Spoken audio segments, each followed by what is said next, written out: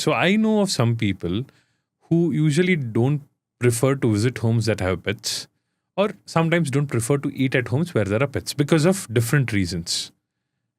Do you think this is because of pet grooming, or lack of training, or lack of absolute knowledge of what needs to be done?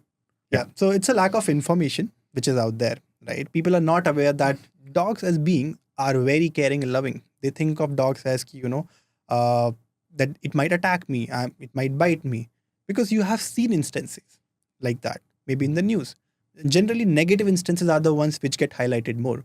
If a dog Right. bites a human, you will have a large, news around it. Everyone would read the news and be like, "Oh, Rottweiler bit this person. This breed I have to be afraid of." But that's not always the case, right? When you're coming to someone's house who has a dog is just probably coming to you just to sniff you, right? Mm. I'll share a personal story. So when I Go was on. in 11th standard, Mm. I went to my friend's house who had a dog, right? And I actually went to the house to play with the dog more than the pet, right? Uh, but the funny thing was, this is the first time I'm meeting this dog. Mm. And this guy just releases his pet on me. And it's a large Labrador, 40 kg, big dog, right? And I got scared at that time because I wasn't used to having them around so much, right? And I was running around in his house thinking, it's going to bite me or something like that. But that's not the case. That dog was just wanted to play with me, sniff me, and that's pretty much it. And after that incident, I don't think I've ever been in a situation where I felt afraid of a dog. Mm. In fact, if you talk to a trainer or behaviorist, they would say, be as confident as possible, because a dog reflects what you show them. You show fear, they will try to dominate you.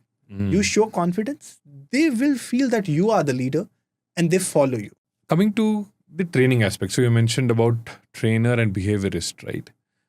One of the good old fashion of training a dog, especially in India, is the stick training. Right? When I say stick training, not necessarily beat the dog to hell, but use a stick. Maybe give him a first hit so that he or she remembers.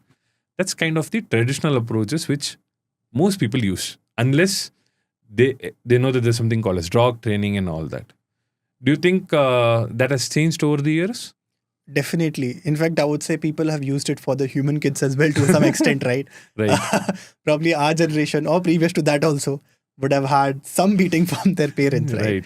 Now the thing has changed for humans and pets both. Right? Okay. People are starting to learn there is something called positive reinforcement, right? You can reward a good behavior and teach your dog instead of hitting them. So I'll give you an example, right? For example, let's say your dog is barking, right? You want them to stop. You can very well show a stick and get them to stop barking at that time. But what do you think a dog might think of it? He will be afraid of you. He will have anxiety. Okay, my parent might hit me again, right? This will lead to more issues in the future. Instead, you teach them a quiet command. The moment you say quiet and he listens, you give them a treat. You give them a reward for the good behavior.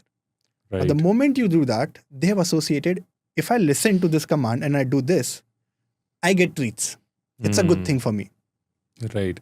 No, that's pretty much the same for humans as well, right? So if you hit a child with something, for the moment they may stop doing what they're doing, but Yes. it is not teaching them. It's basically stopping them for that time.